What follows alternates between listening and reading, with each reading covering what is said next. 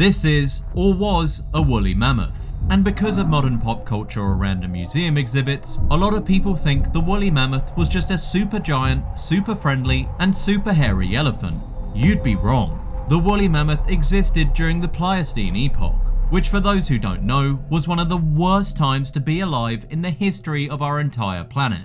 And yet, the woolly mammoth was at the top of the food chain, and if you were another animal that existed at the time, you knew the one rule: stay away from the mammoth. So how exactly did a really hairy elephant become apex predators in the worst time to be alive?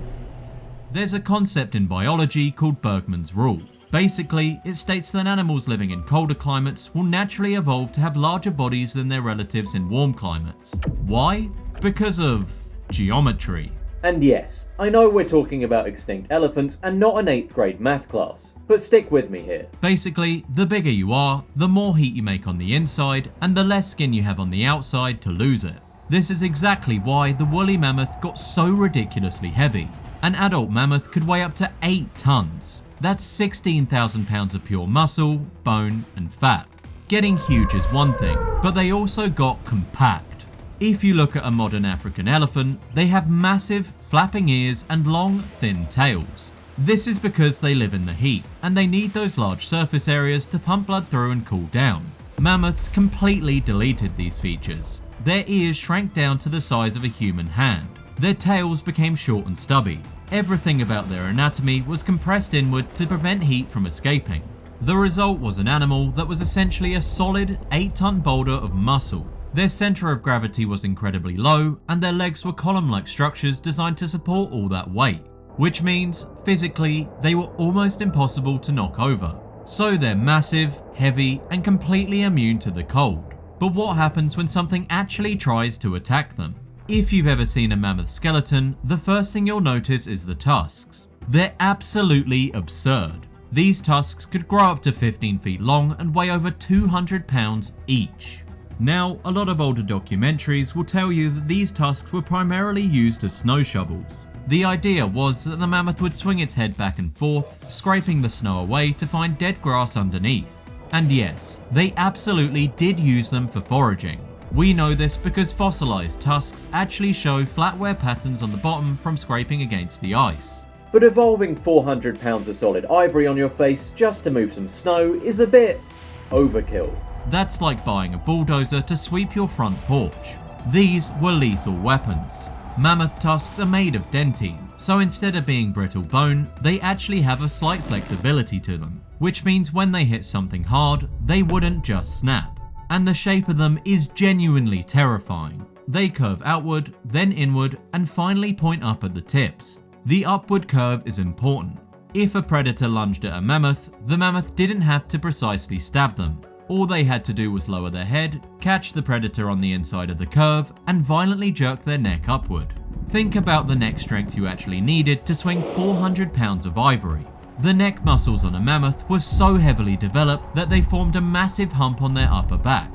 If an 8-ton animal swings its head and hits you with a 15-foot ivory pole, you're getting launched into the air with enough blunt force trauma to instantly shatter your ribs and spine. So yeah, a little worse than a paper cut. But obviously, having giant weapons doesn't matter if you aren't actually willing to use them. This brings us back to the biggest misconception about mammoths: their personality. We assume that because they ate grass, they were peaceful, but we actually have a perfect modern reference for how they likely behaved, which proves they were anything but gentle.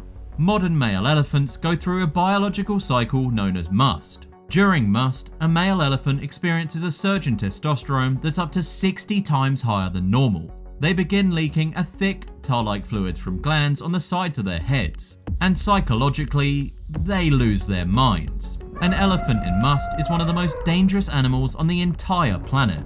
They'll attack rhinos, flip tourist jeeps, uproot entire trees, and actively hunt down anything that annoys them.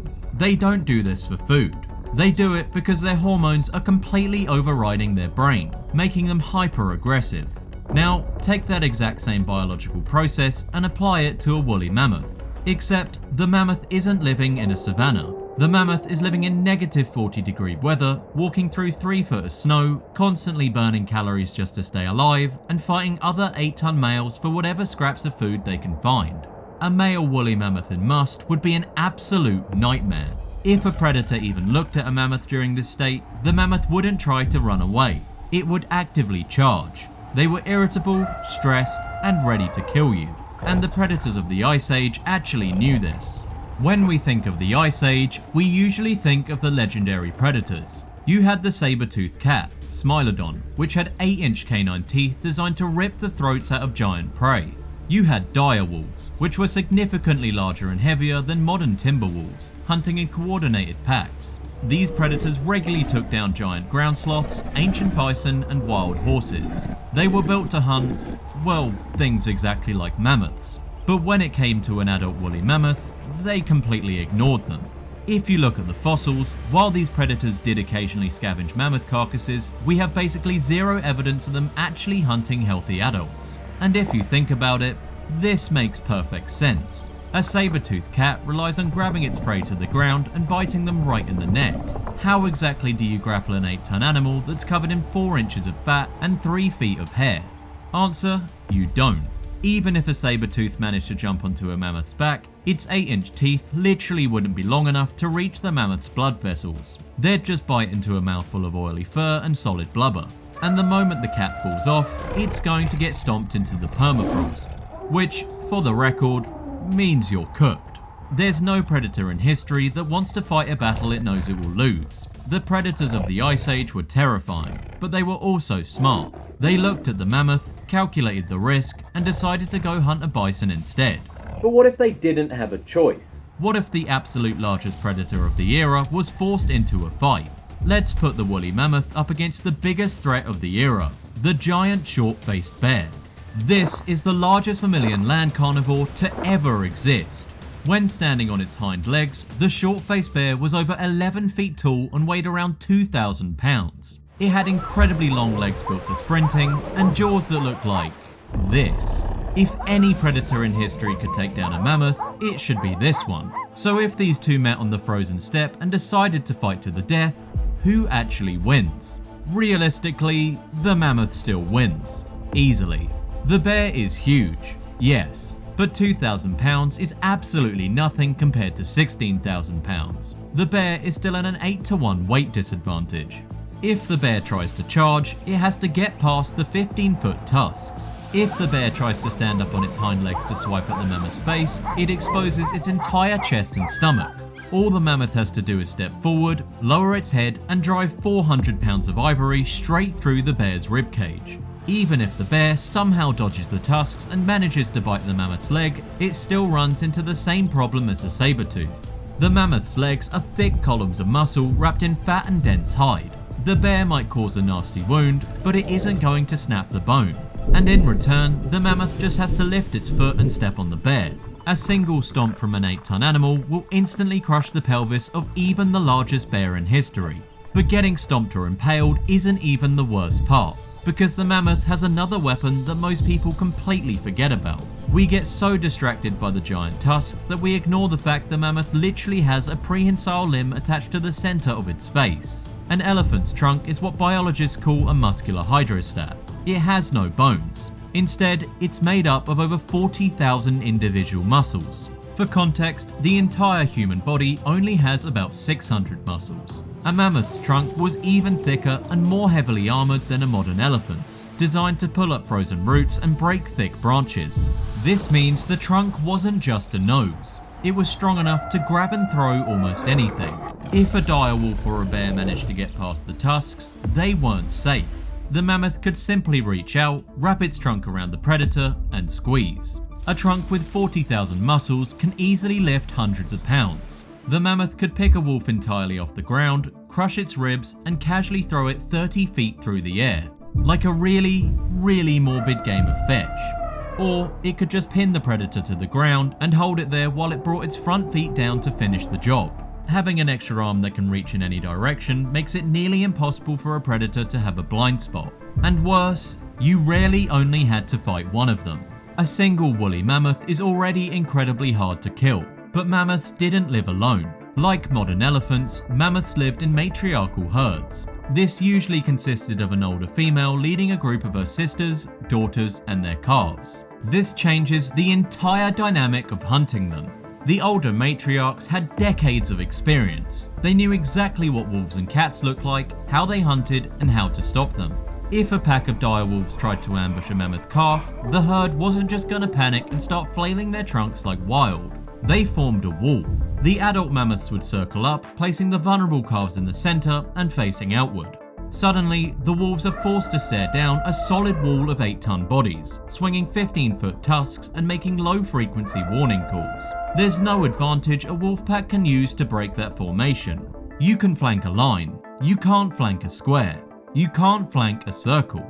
So with all this, we'd assume the mammoth was completely untouchable, right? Well, no, because nature doesn't usually do invincible. Despite everything we just talked about, mammoths did get eaten. We know this because we have found mammoth bones with predator teeth marks on them, but they usually don't die in some epic head-to-head anime battle. It was honestly just tragic. Predators in the Ice Age didn't fight fair. They didn't challenge healthy adult mammoths. They waited for the environment to do the hard work for them. If a mammoth got old and its teeth wore down to the point where it couldn't chew food, it would slowly starve and weaken. That's when the wolves would move in. If a young male mammoth left the herd and accidentally wandered into a hidden mud bog or a tar pit, it would get stuck. The sheer weight of the mammoth meant that once it sank past its knees, it was never getting back out. The predators would just sit on the edge of the pit and wait. They'd literally just stare at the mammoth for days, basically going, "Take your time, man, we're not going anywhere." And once the mammoth was completely exhausted from struggling, they'd slowly pick it apart while it couldn't fight back. And of course, calves were always vulnerable. If a calf got separated from the herd during a blizzard, or if a saber-tooth managed to ambush one in a thick brush before the adults could react, the calf was dead. So they were flesh and blood. They could be killed. But they were so dominant that the only things that really killed them were old age, starvation, or just the weather.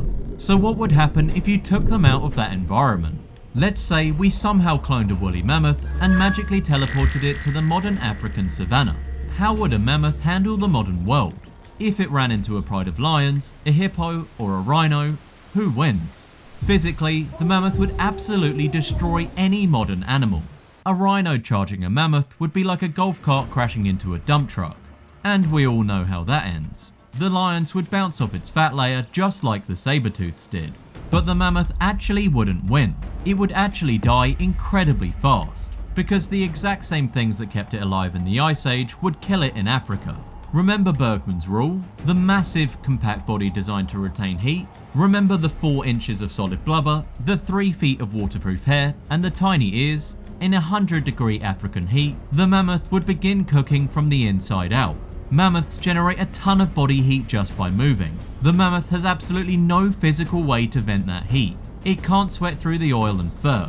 It doesn't have large ears to act as radiators. Within a few hours of walking in the sun, the mammoth would literally just start cooking from the inside. Its brain would swell, and it would die of heat stroke without a single lion ever having to touch it. They were perfectly adapted to the cold, but that meant they couldn't survive anywhere else. Which brings us to the one predator that actually managed to break all the rules. For hundreds of thousands of years, the woolly mammoth had nothing to fear.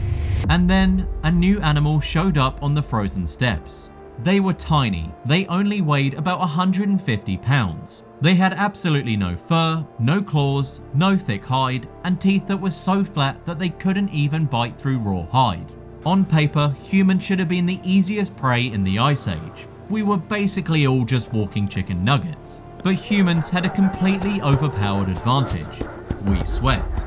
Early humans hunted mammoths, and we were incredibly successful at it. We used a strategy called persistence hunting. Almost every other animal on Earth, including the mammoth, has to pant to cool down. But you can't pant while you're sprinting, because your breathing has to sync with your running stride. This means animals overheat very quickly when they run, but humans can just keep running and cooling down at the exact same time. So, a group of humans would find a mammoth. They'd throw a few sharp stone spears into its side. The spears wouldn't kill the mammoth instantly, they'd just cause a bleeding wound. The mammoth, obviously terrified and in pain, would turn and sprint away. It would run for a mile, completely leaving the humans in the dust. Then it would stop to rest and try to cool down. But an hour later, the humans would walk over the hill. They'd throw another spear, the mammoth would sprint away again. This cycle would repeat for hours, sometimes entirely through the night and into the next day. The mammoth never got a chance to rest. It never got a chance to eat. Its insulated body would start to rapidly overheat from the constant sprinting. Eventually, the mammoth wouldn't be able to take another step. It would collapse from sheer exhaustion and hypothermia, and the humans would just walk up to it and finish the job. We didn't overpower them. We didn't outmuscle them. We just refused to stop following them. If you really think about it from the mammoth's perspective, humans must have been genuinely terrifying.